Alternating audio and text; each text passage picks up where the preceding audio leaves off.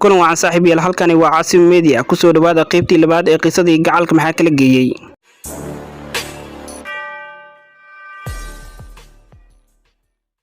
Suudi oo ahayd gabar degan oo ka aqli badan labadooda ayaa kala dhaxgashay oo dajisay buuqooda waxayna ku tiri asxaab baatihiin oo muddo saaxiibo ahaa nin aad shalay barateen dartiisa isku dagaalin ee naga joojiye dagaalka aan diyaarin imtixaanka waayo waa xilligii imtixaanka jaamacadda Suudi waxay jecleed waxbarashada wayna ku dadaali jirtay mana ahayn dadka hadalka badan oo waa ay degneed gabdhihii ayaa bilaabay inay isla diyaariyaan imtixaanka wax isla diyaaris kadib waa la kala tagay oo qof walba gurigiisa ayuu aaday Salmaan isaga gabdhaha Samiir iyo Safa wax dareen ah uma haynin waayo ayaga ayaaba daba cariri jiray mana uusan ku fikireenin labadaba oo dan iyo xaajo kama uusan lahayn balse wuxuu xiisan jiray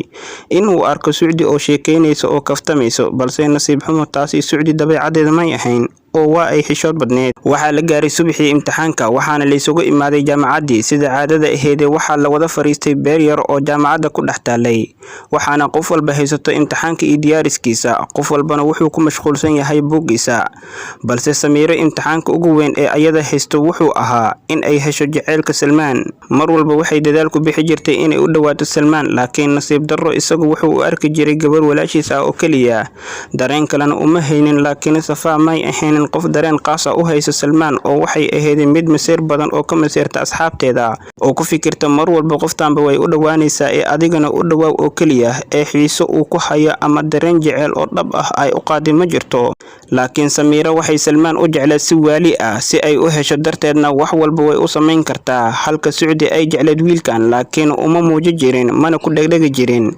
wayna xishood badneed balse jaceylka Salmaan waxa ugu weynaa waxbarashadeeda iyo horumarkeeda Salmaan wuxuu arkay dabeecadda Samiir iyo Safa iyo dhaqankooda laakiin weli ma uusan arkin Suudi dabeecadeeda waxa xiiso ku haysay inuu arko qoftaani oo kaftamaysa ama waqti la qaadanayso wuxuu ku fikiriyay inuu Suudi si qaas ah ula saaxiibo wuxuu u soo dhawaaday Suudi oo meel fadhisa kaligeed iskana diyaarinaysa imtixaanka jaamacadda wuxuuna ku yiri Suudi imtixaanka kadib fursad ma helaysaa aan ku wada hadalno maanta inaan isla qadayno ayaan rabaa Suudina way ka ogolaatay in yar kadib waxa la galay fasalkii imtixaankii ayaana loo fariistay muddo kooban kadibna wuu soo dhamaaday imtixaankii waana la soo baxay balse arinta la yaab kale ayaa waxay ahayd Samiir oo rabtay in ay maanta Salmaan u sheegato jaceylkeeda ayaa waxay indhaheedu qabteen Salmaan oo gaariga albaabkiisa ka sii furay Suudi iyagoo markii ugu horeysay is wada raacay Samiir waxay isku dayday in ay ka gaarto laakiin waa ay suurtagali weysay kadib ayay aragtay saaxiibteedii Safa una sheegtay waxay indhaheedu arkeen Safa ayaa ku tiri Suudi wayna qiyaantay oo anaga markii isku khilaafeynay wiilkaani waxayna dhahaysay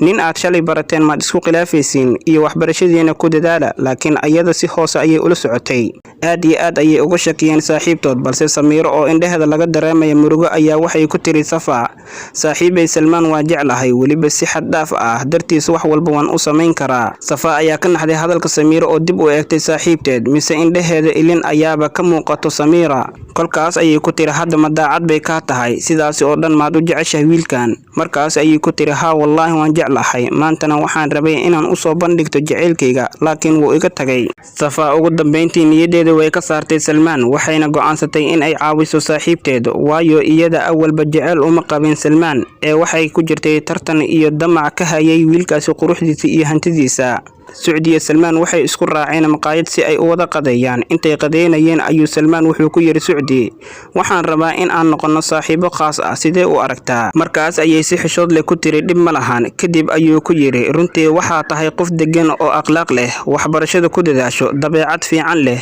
waxaan jeclaystay in aan si qaas ah kugu soo dhawaado kolkaas ayay ku tiri waan ku soo dhawaanaya markaas ayuu weydiiyay aniga qof sidee ah ayaan kula ekahay markaas ayay ku tiri qof wanaagsan ayaad ila egtahay inkastoo aan ogeyn waxa ku qarsoon markaas ayuu ku yiri igu kalsoono qof xun ma ihi waxna ima qarsoono aniga waan ka helay inaan xiriir wadaagna ayaan rabaa Suudi aad ayay u faraxday wayna ka ogolaatay balse Salmaan ma ogeyn in iyadaba ay jeceshahay Suudi iyada oo aanan hadlin oo ka daba carinin jaceylkeeda ayay ku heshay aamusnaanteeda iyo dabeecadeeda quruxda badan waxay ku soo jiidatay jaceylkeeda akhlaaq iyo qalbi wanaagsan sidaas oo ay tahay markuu ka codsaday in ay xiriir sameeyaan ma u farda bixin oo ma dhihin anigaba waan ku jeclaa iyo waan ku baahnaa ee waxay xakameysay dareenkeeda waxayna ogaatay in ay kasban karto jaceylkeeda qadadii ayaa la wada cunay waan la soo wada baxay gurigeedii ayuu keenay waxayna kaga mahad celisay casuumaadii uu maanta casuumay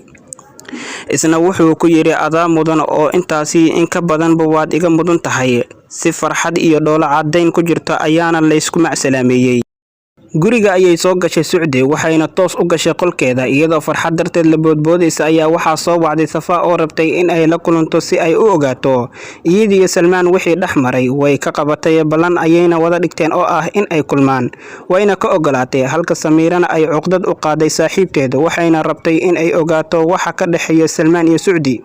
La soco qaybta xigta haduu Rabbi dhaho daawada hayloonin muuqaalkan ilaag dhahdo haddii aad channelka cusub tahay nagu soo biir oo subscribe taabo furgan baleelka si aad u noqoto qofka ugu horeeya ee daawada muuqaaladeena isla marka aynu soo gelino tan intaan ku kulmayna qaybta xigto nabadgelyo.